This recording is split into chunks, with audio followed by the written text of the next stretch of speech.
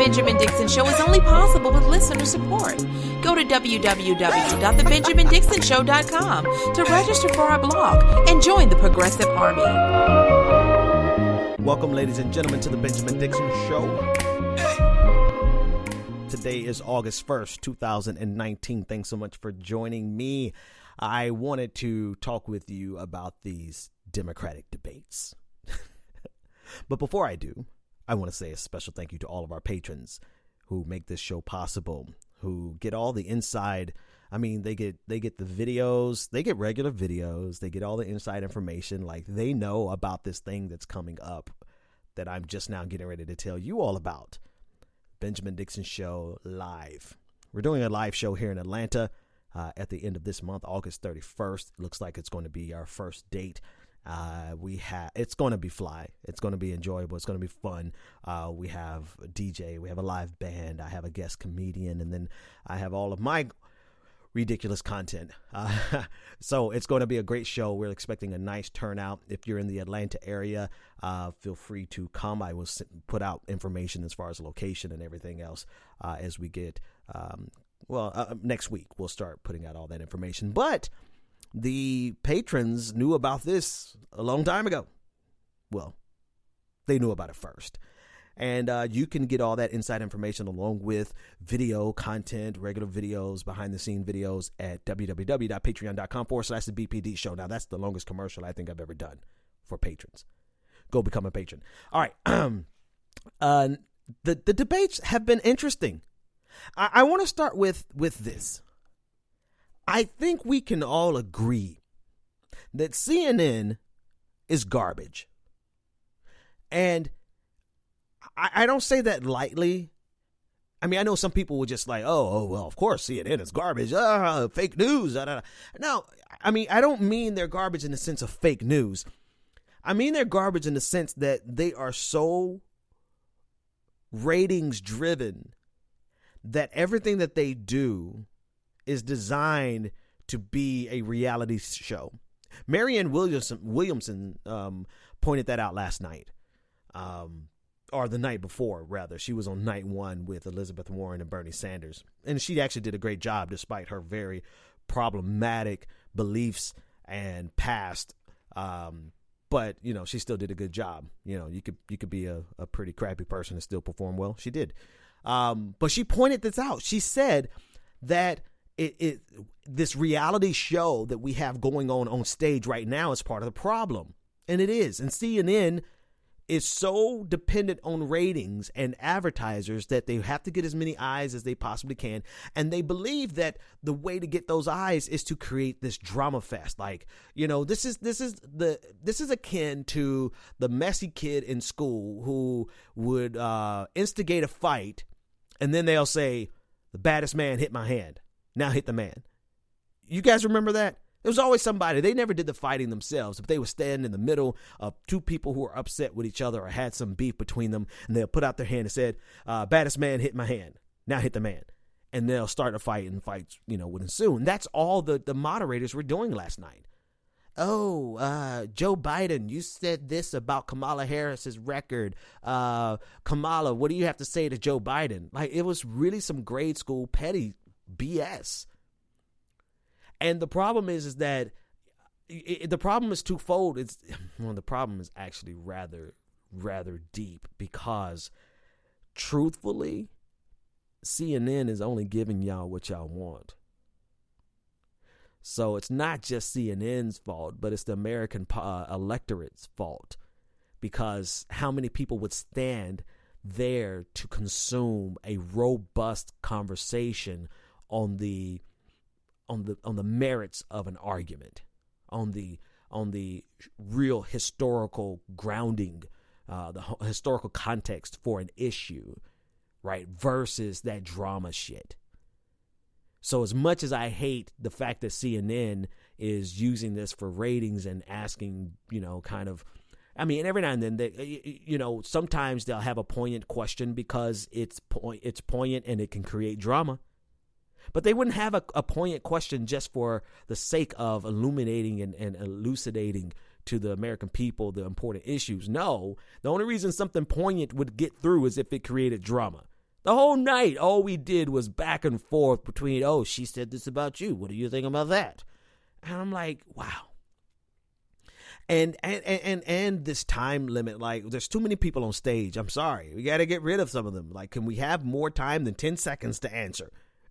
As soon as somebody starts to answer, thank you, Senator. Thank you. Your time is up. And I'm like, dude, seriously? Can you give this person just at least 60 whole seconds? So, I mean, I think we can all agree that CNN sucks and they're creating drama, and we would benefit more from, hell, I mean, I know PBS has some funding that is that we don't approve of, but I think we would do better to have these hosted by PBS. And then we would get into the long drawn out, very informative, very enriching, and we'd get to the core of the issues, and then people would tune out. You know why? As I've already stated, America loves drama. I think human beings love drama.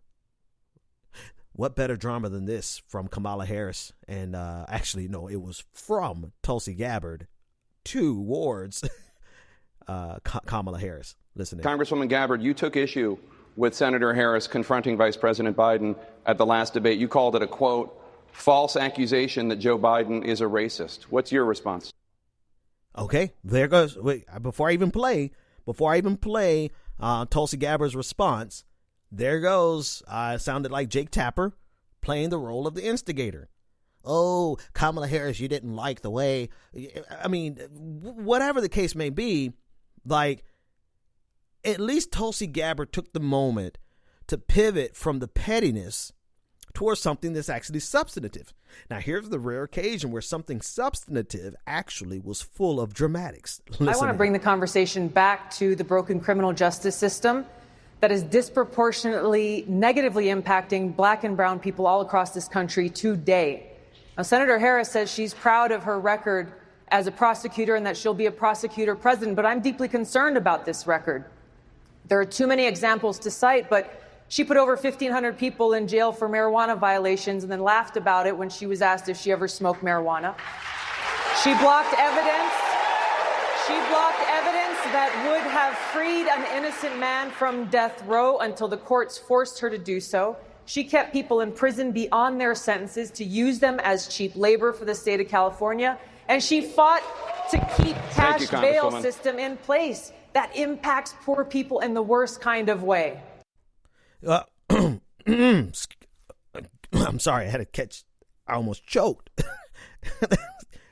I mean, sweet Jesus, that was insane. That was a cold-blooded read for filth based on the facts and based on the core issue that we have with Kamala Harris. Part of the problem we have with Kamala Harris is the fact that she has this record as a prosecutor, as a district attorney, that has intentionally inflamed the situation or worsened, exacerbated the problem of our criminal justice system.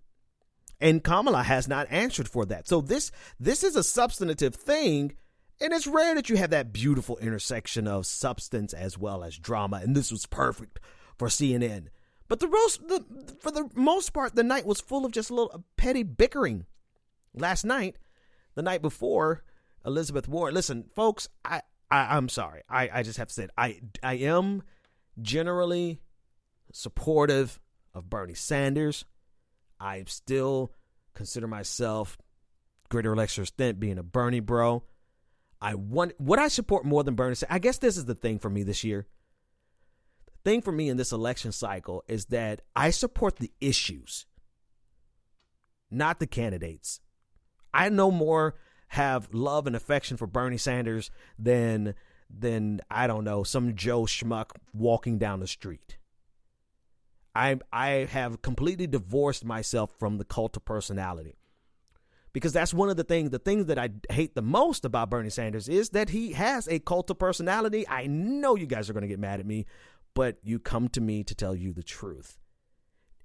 It is because of the issues that Bernie Sanders fights for. That's the only reason I am still a Bernie Sanders supporter because he's leading the way on the issues. Like, I am a big fan of Cardi B because I like her music, but I like her more. And I actually am glad that she's involved in the conversation because she's literally fighting for the issues. Like, previously, she did a video. Cardi B is a rap artist, for those of you who don't know. Most of you in my audience should know. She did a video some time ago, and she just basically said, vote for Daddy Bernie, bitches. And that was the extent of it. And I was like, whatever. But now to hear her make points why single payer, or Medicare for all rather, is so important. Make points why free college education is so important. But more importantly than that, she's making the argument from the perspective of a taxpayer, a person who pays millions of dollars in taxes. And so I support her because she's supporting the issues that I fight for. You guys see the difference? So, and I give you all that grand overture to start off this conversation because I absolutely like Elizabeth Warren as well. And I will be happy to 100% eat all of my words. One of the first podcasts I made of this election cycle was, I think Elizabeth Warren is going to lose. I don't think she stands a chance. And I will be glad to eat my words because she's one of the most prolific fighters for Medicare for all. I mean, she you know, her tuition program is not as good as Bernie's, but she makes a good case for her plan. And it's going to take both people who fight for what we believe and people who can actually fight it, right? Who can actually pontificate the different subtleties of why that issue is important and do so in a fashion that can gather people to them. Bernie does that. Elizabeth Warren does that. Those are my two. Those are my two. And now you may not like this either, but I might as well tell you this now. I don't care who gets the nomination. I'm supporting them as much as I cannot stand Joe Biden. And I pray for God. I pray on all the universe, anything, the powers that be, you know, I pray that Joe Biden does not get this nomination and that he drops out in the most spectacular burnout that we've seen in our lifetime. Because I just don't like Joe. He's not fighting for anything that I fight for. He doesn't stand for anything that I stand for. But God damn it, he is not Donald Trump. And we cannot afford 4 more years of that fascist in the White House. Play with it. Anybody who makes that argument, oh, there's no difference, them. They're idiots and they're not paying attention and they have their brains are rotting on the inside. Oh, Democrats and Republicans are the same. Anybody who's still saying that shit right now? Listen, if there's nothing else, if there's no other issue to make this clear, like maybe you don't care about police violence. Oh, okay, you know, they're all racist. Donald Trump is just, you know, an open racist. Maybe you don't care about that. Okay, fine. I think you're an asshole, but fine. Maybe you don't care about Medicare for all. Maybe you don't care about him trying to destroy Obamacare because you're going to say stuff like, well, Obamacare was crappy anyway, so we might as well destroy it, knowing that Republicans are going to destroy Obamacare and leave us with nothing. But okay, maybe that doesn't bother you. But for the love of God, we are on the precipice of an environmental catastrophe. And we have 50% of this nation, of this voting electorate in this nation, who doesn't believe that 2 + 2 = 4. They don't believe science. They don't believe anything but what Daddy Trump tells them to believe. And you're sitting here saying there's no difference. Maybe the Democratic plan is not going to fix the problem the way it needs to be fixed, but God damn it. At least they believe in science. At least they believe that climate change is real and that it is being caused by human activity. And they follow the consensus of 98%. At least they believe that. So anybody who is going to tell you that there's no difference between Democrats and Republicans, tell them to kiss your progressive ass.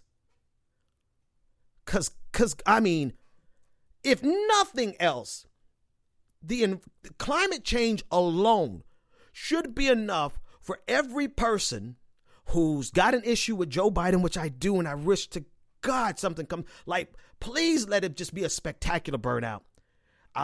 You know, I mean, Marianne Williamson, like, for God's sake, like, I don't see myself actually writing her name in or filling the bubble next to her name on election day.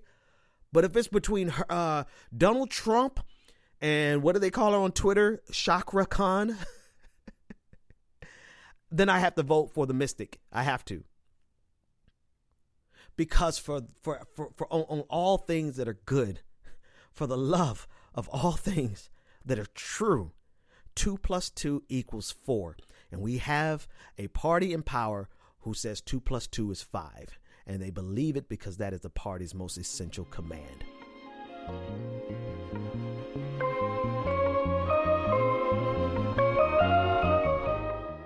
Finish him. You know, I don't understand why anybody goes to all the trouble of running for president of the United States just to talk about what we really can't do and shouldn't fight for. Flawless victory. Fatality. Sorry for the dramatics and the theatrics, but that had to be the most spectacular moment of both nights. Elizabeth Warren. Policy Bay. Elizabeth Warren reading John Delaney. Like, John Delaney, I hope you've been paying attention. John Delaney not only looks like a Sesame Street Muppet, but he is the embodiment of democratic centrism, corporate neoliberalism. Like, he literally is the person who's yelling at us, we can't do these things. We can't possibly be Democrats and actually win an election. We have to be more like Republicans. He makes his case, and actually, let me let you hear him with his own words. I think Democrats win when we run on real solutions, not impossible promises. When we run on things that are workable, not fairy tale economics. Look at the story of Detroit, this amazing city that we're in. This city is turning around because the government and the private sector are working well together. That has to be our model going forward. What? I mean, come on, man. This is the last. I really hope this is the death pangs of the third way Democrats. Because, you know, at least back in the day when they were trying to sell us neoliberalism, they sold us somebody who, they sold us Bill Clinton, right? Not this lame ass, you know, white George Jefferson looking. Have you been to Sesame Street face ass looking neoliberal? I mean, we can't do anything except for what Republicans will approve of as head ass. I mean, come on. Maybe it's a good sign. They don't have anybody else to throw at us. But do we ever have somebody to throw at neoliberalism? I get it. There is a lot at stake and people are scared. But we can't choose a candidate we don't believe in just because we're too scared to do anything else. And we can't ask other people to vote for a candidate we don't believe in. Democrats win when we figure out what is right and we get out there and fight for it. Yeah, man. You know, somebody compared Tuesday night's debate with Bernie and Elizabeth Warren to, I forgot who shared this with me, but they compared it to the new Star Wars film, or the last one that came out, where the protagonist and the villain teamed up to fight off the Red Guard. I probably have lost some Star Wars credit because I can't name any of those people. But I'm a Star Trek fan anyway. But the point is, it was great to see them team up and just smash the neoliberal default position, because that is the default position. Like, and if you want to understand just how bad this is, every economic question that CNN asked was framed not only as a neoliberal question, but as a neoliberal question on steroids, trickle down economics, right?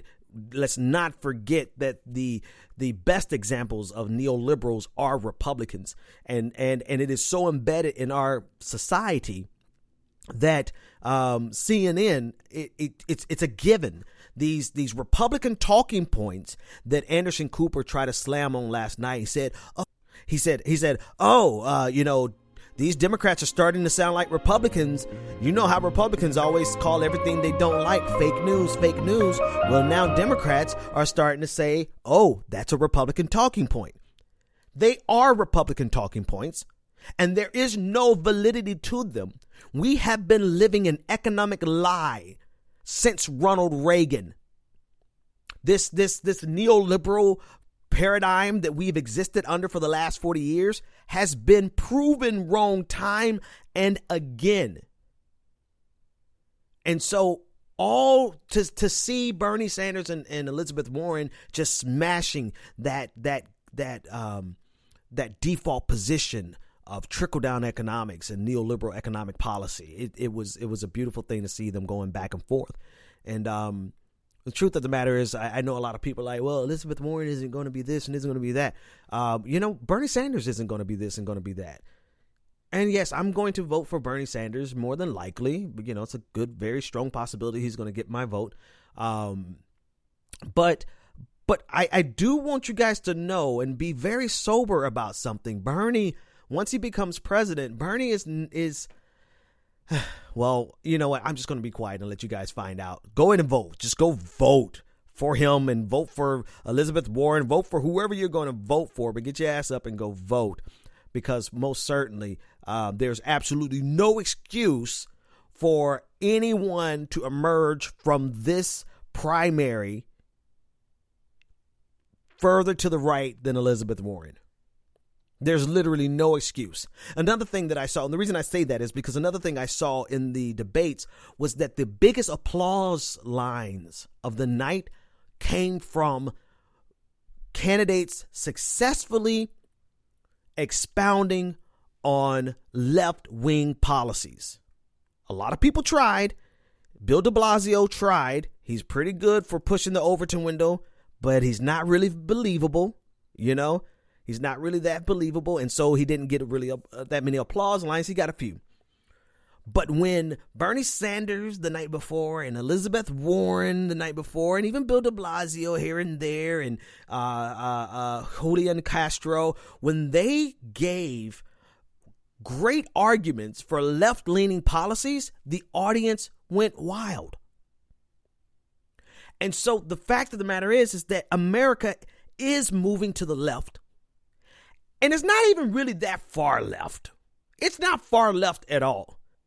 Matter of fact, we're really only moving to the international center. Like, we're even with Medicare for all, as socialist, communist, Maoist, fascist, Leninist as they think it will be, we will essentially be as left as British Tories, the Conservative Party in the UK.